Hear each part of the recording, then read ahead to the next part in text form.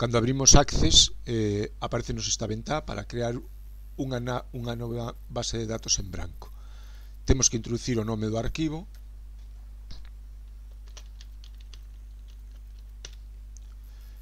e indicar a ubicación onde queremos guardalo. Por defecto en mis documentos. Se o queremos guardar en outra, premeremos nesta icona. Unha vez que escollemos a ubicación, prememos crear e nos aparece unha primeira ventá cunha táboa de Access creada. A esta táboa de Access a nomea con nome de tabla 1. Este nome de tabla 1 poderemos modificalo máis adiante. Ben, esta tabla está aberta en vista folla de datos. Para nos crear os distintos campos e darlle formato, vamos a abrir a vista deseño premendo neste botón. Nos pide que deamos un nome á táboa. Esta primeira táboa vamos a empregala para introducir os datos dos clientes, así que chamamos de clientes. Aceptamos. Agora estamos na vista deseño da táboa, que nos vai a servir para eso, para crear os distintos campos e darlle as propiedades de campo a cada un deles. Por defecto tamén Access nos ten creado un primeiro campo, o que lle chama ID. Nos vamos a modificar este primeiro campo e vamos a chamarlle código cliente.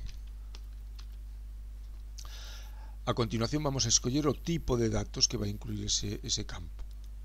Aínda que vamos a empregar números para o código cliente, non van a ser números que utilicemos en operacións, polo tanto o tipo de dato pode ser tipo de dato texto.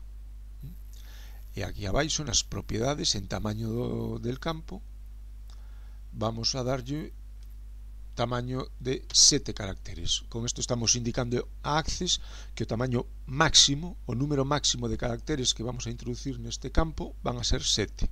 Ningún código de cliente pode ter máis de 7 caracteres.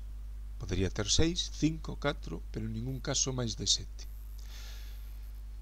Este primeiro campo, o código cliente, vamos a consideralo campo chave, o campo principal, a clave principal, que ten unha característica que ningún valor se pode repetir neste campo.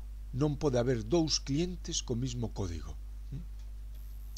Sempre que creemos unha tabla, vamos a crear un dos campos, ten que ser o campo chave, o clave principal, e sempre temos que ter en conta que a característica fundamental deste campo é que non permite a repetición de un dato. Todos os datos introducidos neste campo teñen que ser diferentes. Ben, temos o primeiro campo creado, vamos a polo segundo, que será o nome.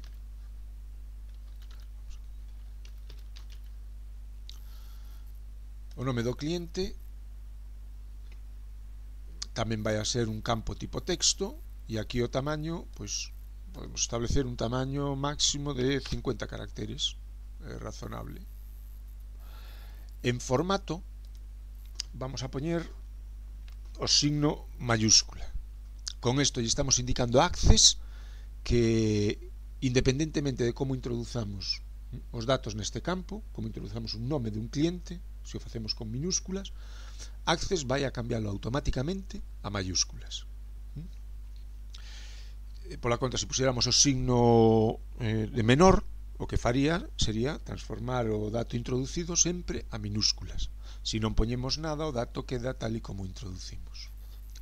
Ben, campo nome. Vamos agora a introducir o campo población.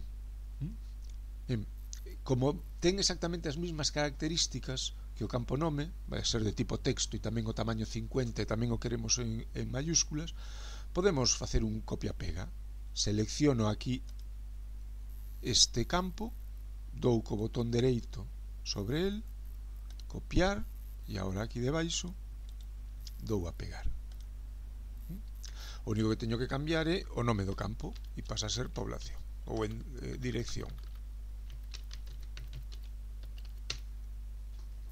E sabedes aquí que ten tamaño de 50 e formato maior, xa non fai falta que o faga eu, tomou as mesmas características que o campo nome. Ahora, o campo población, bueno, podría ter feito o mismo de antes, pero vamos a repetir o proceso, que tampouco é tan laborioso. Tipo texto, tamaño de campo, vamos a poñer aquí 25, formato mayúsculas, e en valor predeterminado, como prácticamente todos os meus clientes son de Pontevedra, xa o deixo escrito, valor predeterminado Pontevedra, de maneira que neste campo por defecto xa me vai aparecer escrito este texto. Se despois teño clientes que non son de Pontevedra, só terei que modificar a hora de introducir os datos a población. Un campo máis, campo descuento, descuento acordado cos clientes, co cliente. Este vai a ser tipo numérico, así que escollemos número. Dentro dos tipos numérico, tamaño de campo é diferente ao tipo texto. Podemos escoller entre distintos formatos, que pode ser byte para números positivos entre 0 e 255, só admite números positivos entre 0 e 255, por lo tanto non me admite o 256 ni 243,50. O número enteiro admite números positivos e negativos, de menos 35.000 a máis 35.000 aproximadamente. Tampouco admite números decimais. O entero largo é igual que o entero, só que admite números maiores e menores, e tampouco decimais. Se queremos utilizar números decimais, temos que utilizar o tipo de campo simple, doble ou decimal simple. E en formato, como aquí o desconto vai a ser unha porcentaxe, escollemos o formato porcentaxe. Lugares decimales, pues podemos establecer o número de decimales que queremos que nos aparezcan. Neste caso vamos a deixar un 0. E ademais, imos establecer unha regla de validación. A regla de validación consiste en establecer uns límites a entrada de datos nun determinado campo. Aquí só vamos a permitir o 0, cando non hai un desconto que se aplique a un cliente, o 3% ou o 5%. Son os únicos 3 valores que imos admitir neste campo. Por lo tanto, estableceremos unha regla de validación que dirá que só admitimos 0 o en mayúscula e operador lóxico, 0 o 0,03. Non podemos poñer aquí 3% porque Access non entende, non entendería ese valor, consideraría un error. Temos que poñer 0,03, que é 3 entre 100, ou 5%, tamén posto desta maneira, 0,05. Estamos indicando que só admitiremos un destes 3 valores, 0, 0,03, 3%, ou 0,05. No caso de introducir un valor diferente, Access nos devolvería unha mensaxe de erro, non nos lo permitiría, nos diría que estaríamos incumplindo as reglas de validación asignados a este campo. Ten un texto por defecto, que sería máis ou menos este, o valor introducido non responde á regla de validación ou vai en contra da regla de validación. Nos podemos establecer un texto propio. Bueno, pues vamos a facelo neste caso e determinamos que queremos que Excel nos devolva este texto, erro, valor incorrecto, introduzca 0,